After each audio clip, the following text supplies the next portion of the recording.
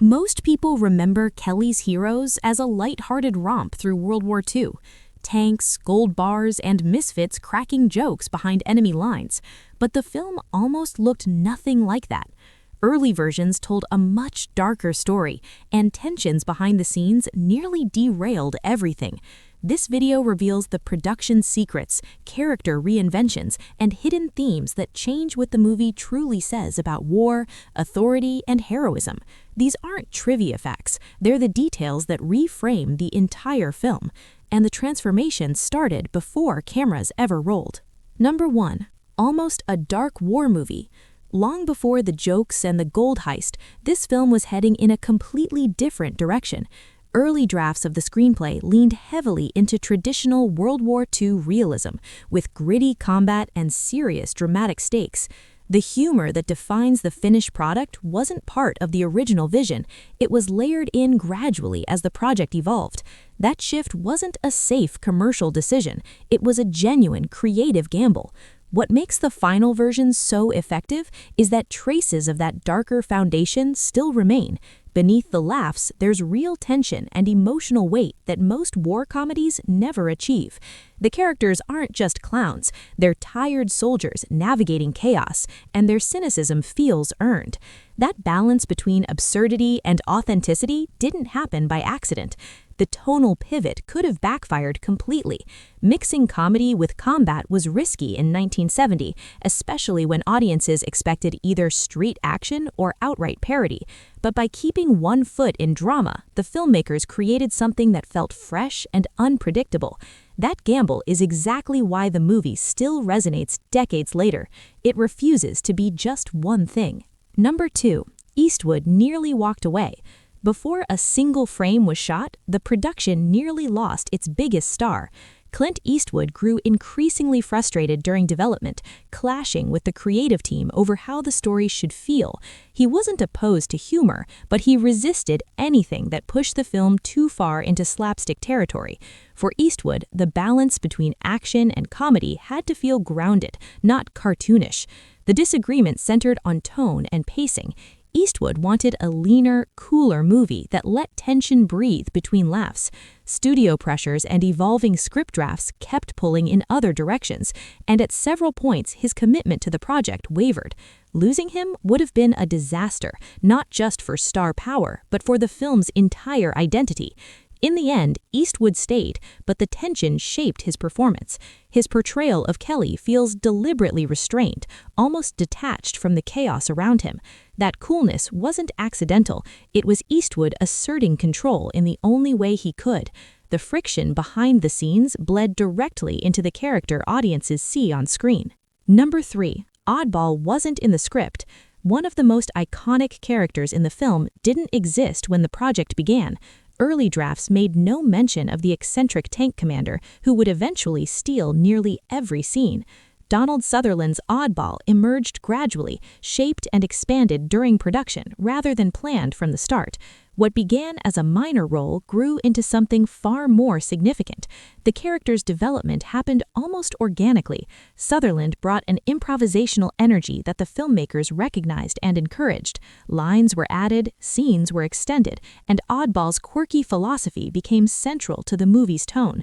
Without that willingness to adapt, the film would have lost one of its most distinctive voices. By the time shooting wrapped, Oddball had become the most quoted character in the entire picture. His offbeat one-liners and laid-back attitude captured something audiences hadn't seen in war films before. What's remarkable is that none of it was guaranteed.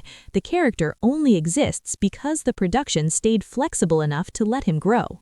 Number 4. A character studios feared.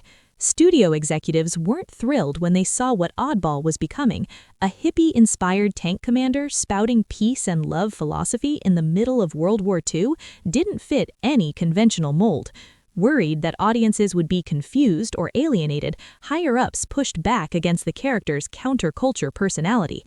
At one point, significant cuts were seriously considered. The fear wasn't irrational.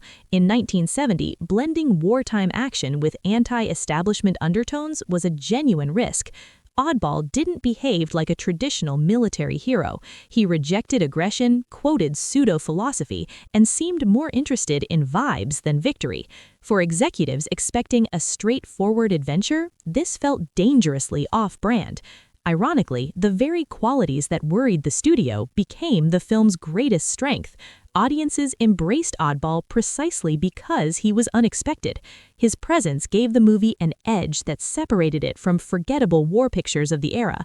What looked like a liability turned into the element people remembered most, proof that creative risks sometimes pay off in ways nobody predicts. Number 5. The gold was a disguise. On the surface, the plot is simple. Soldiers go rogue to steal Nazi gold, but the heist was never really the point. Beneath that caper structure lies a story questioning obedience, military logic, and what heroism actually means. The gold functions as a narrative cover, a reason to move characters through situations that expose deeper contradictions.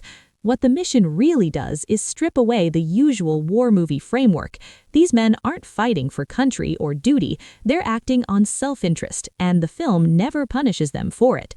That choice quietly challenges the idea that following orders equals virtue. The protagonists succeed specifically because they ignore the system designed to control them.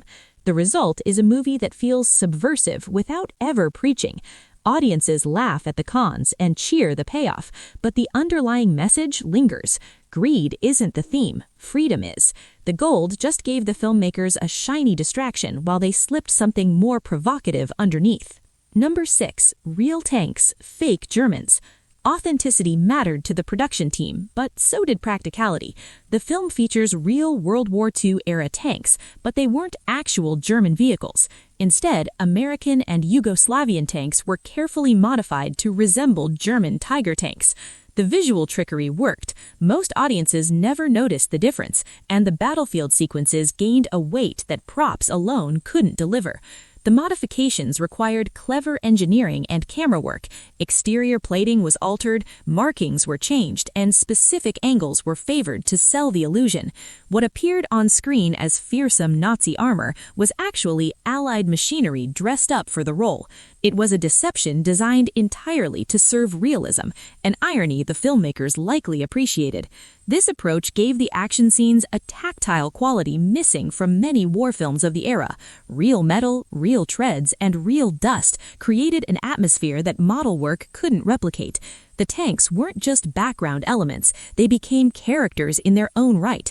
That commitment to physical authenticity helped ground the comedy in something audiences could feel viscerally. Number 7. Filmed in Yugoslavia. Choosing a filming location wasn't just about scenery, it was about freedom. Yugoslavia offered something Western European countries couldn't: access to military equipment, sprawling landscapes, and minimal bureaucratic interference. The production could stage massive battle sequences without the restrictions common on Hollywood-controlled sets. For a film this ambitious, that flexibility was essential. Cost played a role too, but it wasn't the only factor. The Yugoslavian government welcomed foreign productions and provided resources that would have been prohibitively expensive elsewhere. Tanks, troops, and locations came together in ways that allowed the filmmakers to think bigger. Scenes that might have been scaled back in another country were realized at full scope. The location also shaped the movie's visual identity.